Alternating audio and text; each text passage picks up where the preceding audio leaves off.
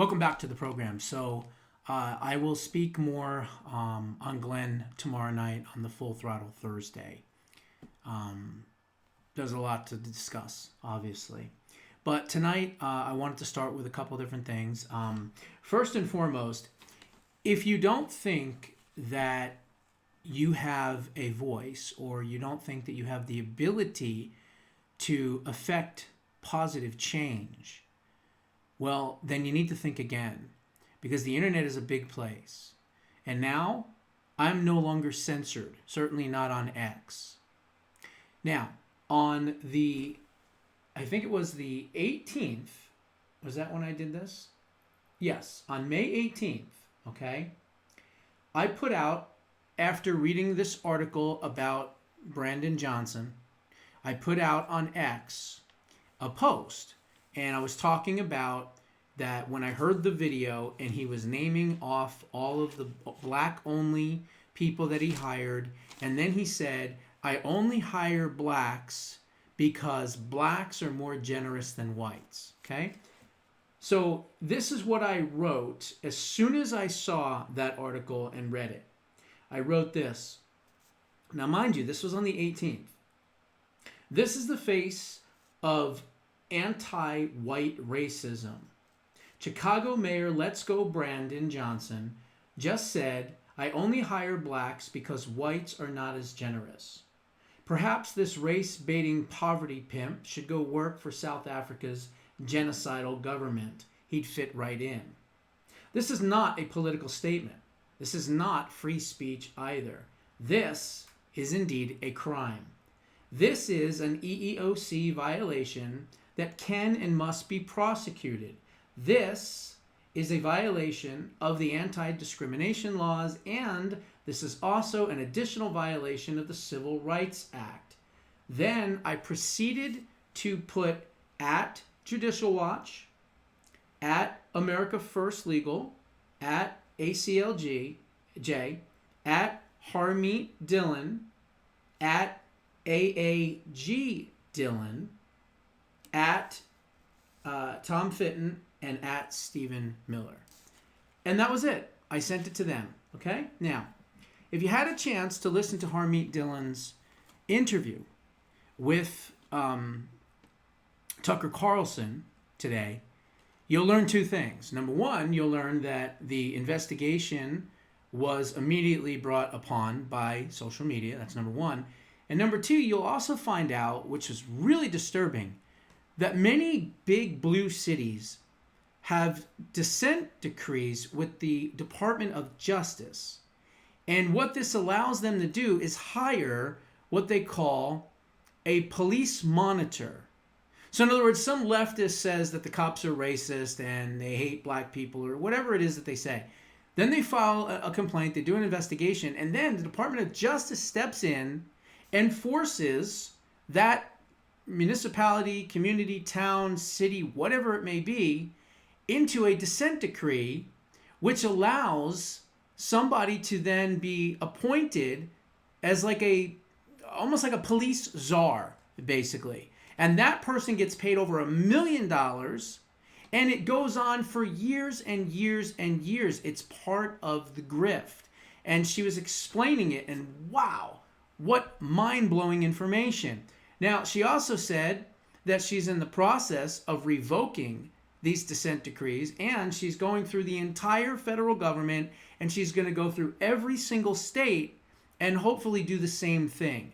Because the only people that are getting wealthy are the lawyers, the judges, and certainly not the police officers, the people that monitor the police. And this has been a Democrat, grift for like 30, 40 years, basically since 1992. She talked about the Rodney King, riots and all that. And then she also talked about the Ferguson effect. That was also part of this as well. So they've been running this, just like Rahm Emanuel always says, right? Never let a good crisis go to waste. And if you don't have a crisis, hell, make one up. Anything to do this. Anything to make money. So anyway, long story short, one of the things that we learned from this interview with her was pretty shocking, because what it does is it shows you that as soon as she went on social media and saw the story that I sent to her that night, the next day she filed charges or opened up an investigation. She didn't file charges. She opened up an investigation into Brandon Johnson. Now, I'm not taking 100% credit, but I am taking some credit because I was one of the... I went up to the top in the search and I put Brandon Johnson, EEOC, and I put Brandon Johnson, crime, anything, and I looked and there was nothing. Nobody had anything on X that said anything about it. So I immediately said, well, wait a minute. I better jump on this and jump on it now. And so I sent it to her. And here is what happened. Let me raise the volume so you can all hear it.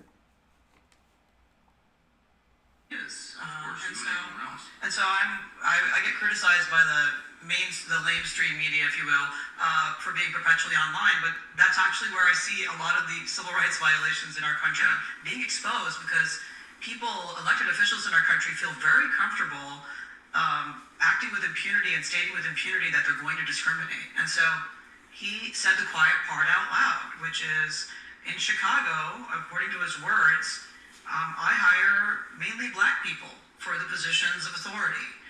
And, you know, he listed out, he was at a church, and he was at a church, he said that? At a church, and, you know, I had a media reach out to me. You're gonna yank their tax exemption, that's freaking churches. Well, I had a reporter reach out to me saying, how did this come to your attention? I mean, as if it was some kind of secret. I responded, well, the 3 angles of camera, I think, suggests that it wasn't meant to be confidential or anything. This wasn't like some kind of sting operation. He publicly said, I find, you know, people of a certain description to be better, and I want to help them build their businesses, and so I'm giving them government jobs. It's kind of counterintuitive. And what that says, and what I've been hearing since I came out and said, oh, really? And then we opened up a federal civil rights investigation. The following day is what she said. Okay? So I sent that to her on the 18th. She opened up a investigation on the 19th. Now, I'm pointing that out because I want you to understand that if you see something, say something. If you see something that could be, you know, a possible crime, it likely is. Okay? And when I saw that, I didn't see freedom of speech. I immediately saw a violation of the EEOC right off the bat. I saw a violation of the Civil Rights Act, and I saw an anti-discrimination lawsuit. And that is exactly what she is doing. And taking it a step further, what she says to Tucker that you don't hear is that she is now looking at this from a systemic issue, meaning she is subpoenaing past employees, she's subpoenaing past people that applied for jobs that were not black. She's building a huge case against Mayor Brandon Johnson. Now, again, if I didn't say anything, or if others didn't say anything, or if others didn't report on it, maybe she wouldn't have known about it. So if you see something, say something. Vitally important. Now, let's talk about something else here, okay? We now have heard, if you haven't yet, there was breaking news about 2 Israeli embassy staff that sadly were gunned down across the street from the FBI headquarters, by the way, at the Jewish Museum in Washington, D.C. There's a little bit more on that with this gentleman here. First of all, everything we're going to be reporting is preliminary because, as you know from our own experience, you know, this information may shift and change. But what we've been told by law enforcement sources is that this was an event at a Jewish museum in Washington, D.C., at 3rd and F Northwest, that the crowd was leaving the event, apparently, that an individual opened fire. We are told that an Israeli diplomat was hit. Another one was hit, so you have at least 2 people shot. You have 3 other people injured. Those numbers can shift. We are told there are fatalities, at least 1.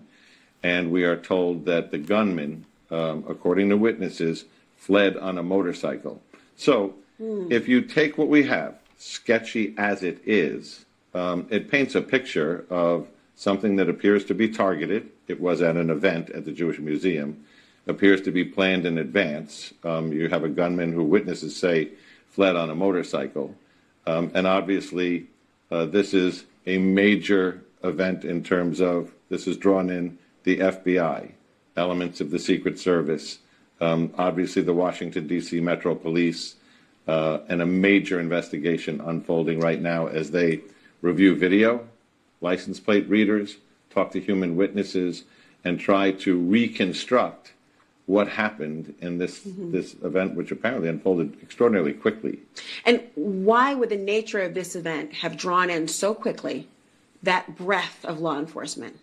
Well, Well, dummy, because it happened in D.C., it happened right next to the FBI headquarters, and it happened near the Department of Justice, genius. What do you think? Well, I mean, what are they all? What are they? Are they knitting sweaters in there? What a stupid question from this idiot prostitute.